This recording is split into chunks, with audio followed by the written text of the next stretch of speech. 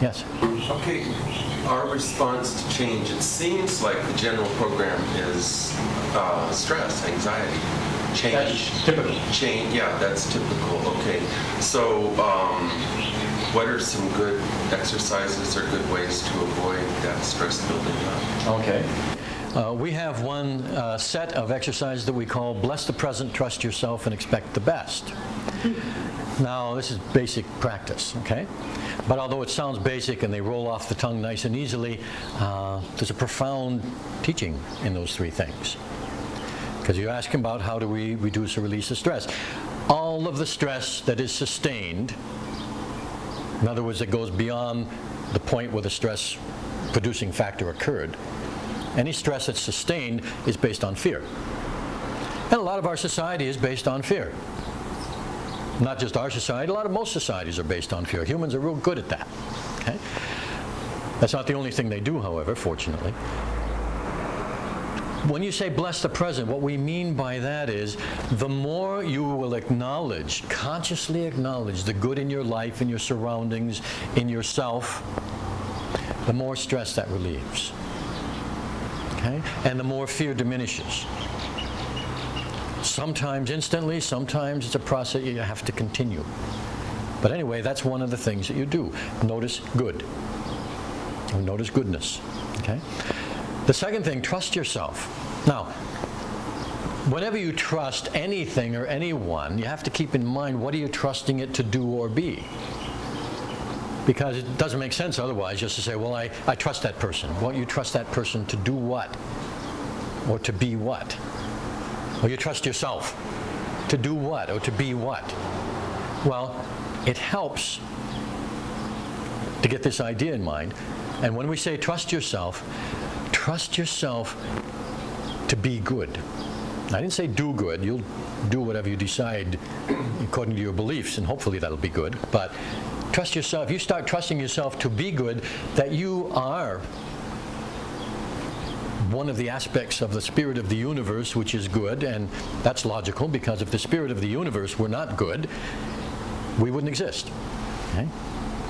Because the nature of not goodness is to stop things, not to help them grow and expand and enjoy. And since we still have the opportunity to grow and expand and enjoy, obviously the spirit of the universe must be good and helping that along in spite of us. Okay?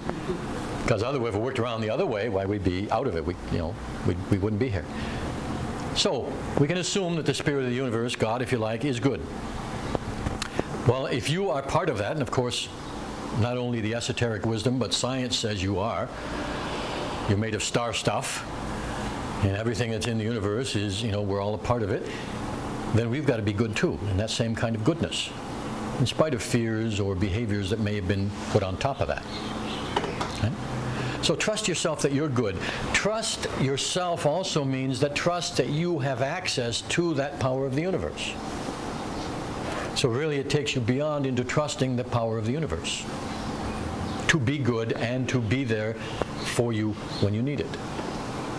Okay? That's one of the things you practice trusting. That reduces a lot of stress. And then finally, expect the best. Means to put yourself in a state of mind of positive expectation. That's real tough for a lot of people. In fact, a lot of people have decided that negative expectation is safer. Okay? Well, yeah, but it makes you feel bad. It makes you feel awful, actually. And if you study results, people who have positive expectation aren't any less safe than people who have negative expectation. No one's ever demonstrated that prepare or expecting the worst makes them any safer than expecting the best. It's real scary to start that, though, okay? Because we're trying to control things, and control is a lousy technique. It doesn't work very well. Okay? 1 second. So getting into, if you can, to any degree that you can, expecting the best. And even that, if that's practicing expecting that the sun's going to come up tomorrow. Okay? A lot of people have trouble with that one. But to the degree that you can do even something like that, it's going to reduce stress in the moment. that is going to make you better able to handle whatever does come up. So this is what we're after. Relieving enough stress so your body can function better, your mind can function better, you are able to tolerate differences from what you want better. And so those are the three things. Bless the present, trust yourself, expect the best. They really work. Question? Well, people have expectations and they don't come through. Yes. Doesn't that usually bother them a lot? Oh, a lot.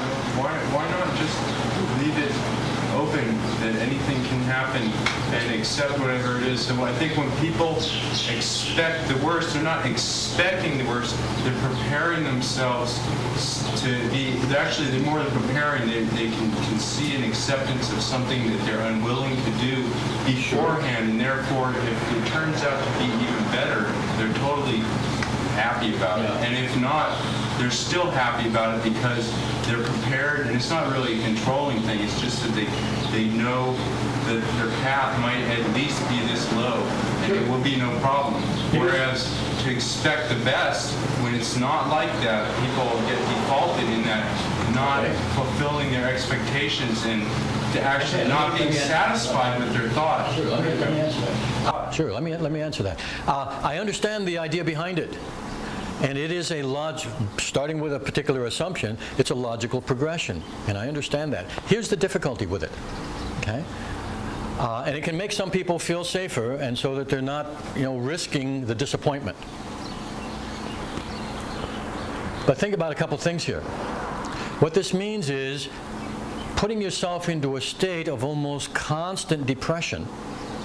Because you can't do that, well, if you have a totally open one. I'm talking about the ones who are expecting the worst all the time, okay?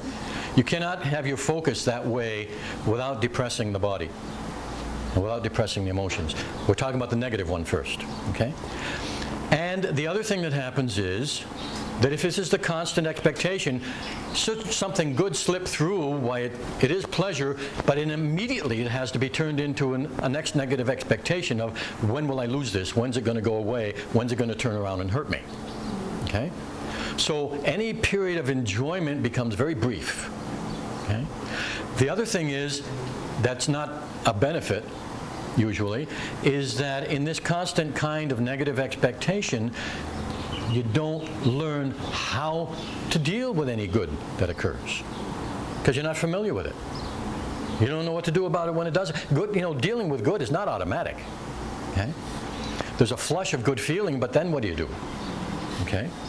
That becomes a problem. Now let's take the one about being open, having no expectations. Okay? This is another way that's a sort of safe way of doing it. Okay? And I'm not going to say anything against it, but one of the effects of it, of course, is to leave yourself not as open to happiness, enjoyment in the present moment. See? Because we're talking about the present moment. We don't know what's going to happen in the future. Nobody, you might have your ideas, but the future is a fantasy. Anything about it is made up. Okay? The greatest psychic in the world is looking at probabilities, right? As are all the people with the best computers. We don't know what's going to occur. We can have some ideas and inclinations, but we don't know. So anything we decide about it, whether it's going to be good or it's going to be bad, is made up. If we start to think that it's going to be good, okay, and if we have meantime also built up our trust in our abilities, in our resource, in our spiritual resources, okay, that's an important part. And if we have built up the habit of appreciating whatever good does occur, no matter how small, well, then when you expect the best, and the best does not happen, you look for the best you can get out of it, but you trust that power within, so you're not afraid, and really you don't get disappointed. That's not a terrible devastation. Right? If you expect the best in what's usually been called a Pollyanna way, where you're not looking at anything else, you're not prepared for anything else, you're just, oh no, it's all going to work out great, but you're not looking at what's happening right now, and it doesn't turn out right, well, you can be totally devastated. That's not only very unpleasant, but can be dangerous. So I'm not talking about just having that kind of positive expectation without anything. But when you have a positive expectation in your mind, when you are thinking about the good things that could happen, that affects your body now. That releases endorphins, that releases beneficial chemicals and electrical energies and relaxation of stress, so that in the present moment you feel better and you're relieved of more stress. And combined with the trust and the blessing, you are more able to deal with whatever changes occur, and more able to turn them into benefit if you so choose. So having a neutral expectation is a solution. Okay? But you don't have as much joy in life. And if that doesn't bother you, then it's a good solution for you if you like that kind of way of doing things. Okay. Yeah. Wouldn't it be more doubt just to be and not to worry about whether you have joy, happiness, where? Well, like I said, if that doesn't bother you, there's no problem. If you don't attain that, when you're looking for that, does that, even if it's a good expectation, you really are glowing just because you're thinking it. When you get slapped down, you fall down into sadness and sorrow. You only fall down into sadness and sorrow if you don't have that inner trust, and if you're not able to appreciate the good. That's when you get slapped down into sadness and sorrow. I agree. Yeah. So if being joyful and happy is not an issue, if that's not an important thing, then of course, you can do a different solution. You don't have to use it. Okay? Yeah. Basically, your outlook determines your experience, I think, is what you're trying to say. Sure, that's right. So definitely, I think you choose which outlook, and a positive outlook is the best outlook. Well, it might be for some people, yeah. I see more positive coming to you if that's your outlook, but you also have to have a certain degree of positive fatalism. If it's not meant to be, it's not going to happen. It's not power over life, controlling everything, but power to accept life. Well, and I want good to happen to me. That's my outlook. I try to attract that, but if something comes my way that is not considered positive, I try to look beyond good and bad and just see everything as good that comes to me and learn from that. So, okay, well, you're using the blessing technique then, without calling it that. Yeah, well, I say definitely stay on a positive outlook. Though. Sure. And just accept what comes to you as with a certain amount of positive fatalism. If it's not meant to be, it's not going to happen. Yeah, well, obviously, if you can't do anything about it, you got to leave it up to the universe. That's the easiest way to deal with that. So, okay, then you say, for instance, you're driving down a particular road, and you really want to get to this particular place, and something happens, and you just can't do it. Then you say, well, okay, I'm going to have to accept this. It must be for the good that I don't know. And on you go. That's one way to deal with it, okay? And you can do it in terms of, now mind you, please, I'm trying to explain different ways and different options here, okay? I'm not saying follow this way, it's the only right way. Not at all. But you're asking me questions of how does this philosophy approach it, and that's what I want to share, okay? These are just options, not directions. So, this idea of accepting can be very beneficial and very relieving. Okay? There's another way that I just want to share too, and that's to look at it as, well, that plan didn't work. Now, so I'm going to change my plan. Now, if you look at it this way, just a different way of looking at it, it's not so much accepting, because that implies there's something outside of you doing it in spite of you. So, and I'm not saying there's anything wrong with that, but there's that implication. Okay? Power is beyond your control. Well, yeah, everything's beyond your control. The only thing you can control is your attention. So, and I'll explain that if anybody wants. That's questionable. That's questionable? Yeah, well, that's right, too. But if you say, okay, this is what I've tried to do, or this is what I've wanted, or this is what I've expected, or this is what I've prepared for, and it doesn't turn out, one way of looking at it is, it's not because God doesn't want you to have it, or because there's something out there trying to stop you. It's because whatever plan you had for doing it didn't work. So now you have your choice. You can make a new plan which doesn't even include that, in which case you say, okay, no, I'm not going to put any more energy into that one. Or you can make another plan that tries to go about it in a different way.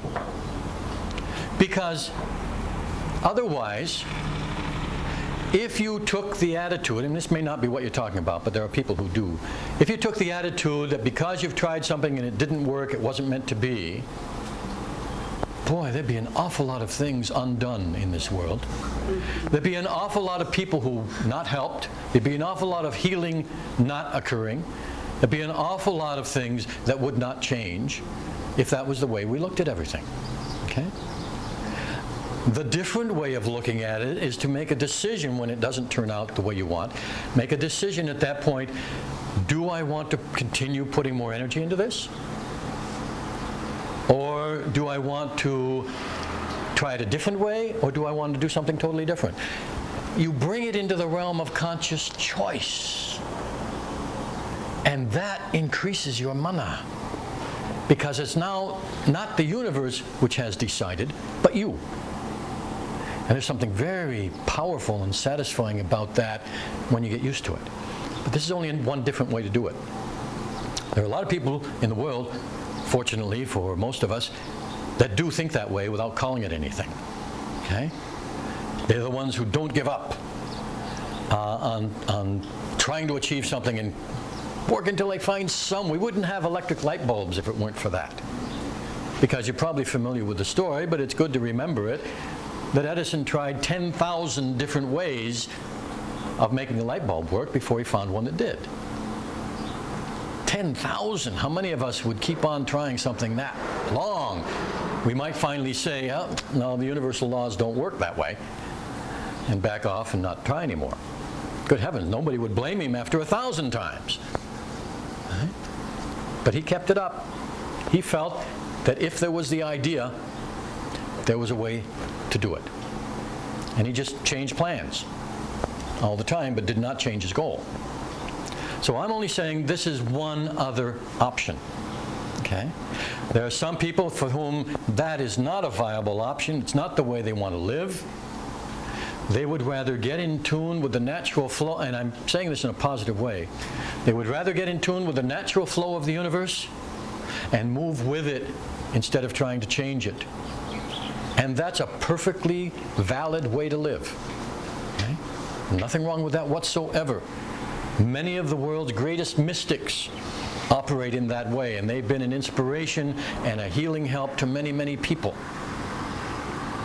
I only want to let you know that there's another way which is also valid, so that you don't have to think there's only one way to do things. Okay? That different people will find the best way that works for them. But the more familiar you are with other valid ways, the more tolerant you can be of people who do things differently. And this tolerance is what's going to help us in increasing the peace in the world. Okay. Yeah. It just really comes down to your personal choice then. That's right. That's the bottom line. Bottom line is personal choice. Because let's talk about God just for a moment. It's your personal choice to believe in that or not. You will have different kinds of actions and reactions and experiences depending on what you choose to believe. And this is the wonderful thing about being human, and the terrible thing about being human, is that we have this freedom of choice. Okay? And it's real scary. And yet that's what can determine how we live, what we experience, and what we do.